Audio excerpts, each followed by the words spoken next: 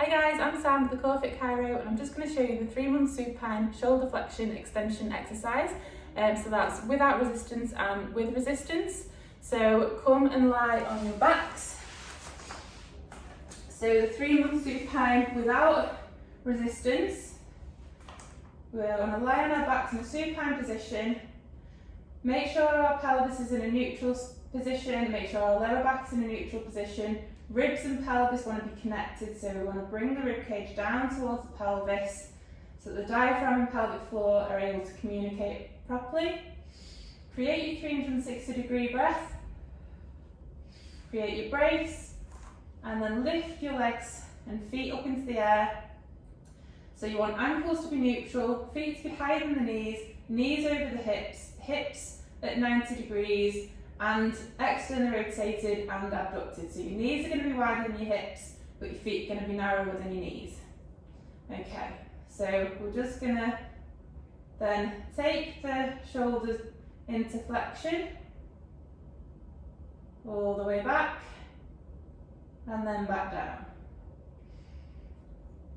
And what we're trying to focus on is keeping that rib and pelvis connection throughout this range of movement. If you start to feel like your ribs are lifting as you take your shoulders into flexion, pause and then take a breath in, 360-degree breath, and then on the exhalation try and get a little bit lower down. So you just want to spend 3 to 5 minutes warming your shoulders up in this position, making sure the ribs and pelvis stay in connection, and that's the important part throughout this whole exercise. Okay, so now we're going to do 3-month supine resisted shoulder flexion extension. So we're going to get a broomstick or a PVC pipe and attach 2 red TheraBands to the banister or to the rig. Put it around the broomstick. And then we're going to create a 360 breath and brace. Make sure we've got that neutral pelvis and neutral spine. Ribs and pelvis are connected. And then lift the legs up into the air. And then we're just going to bring the broomstick up to our chest. And then slowly going to press for 3 seconds, pause, and then back for 3 seconds.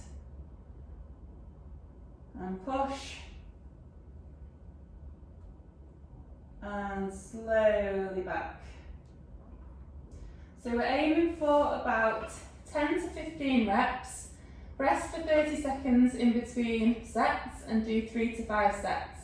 And the most important thing is keeping that rib and pelvis connection, and that makes sure that the diaphragm and the pelvic floor can communicate when we're breathing and create that proper spinal stabilisation so that you can get the most out of your lift.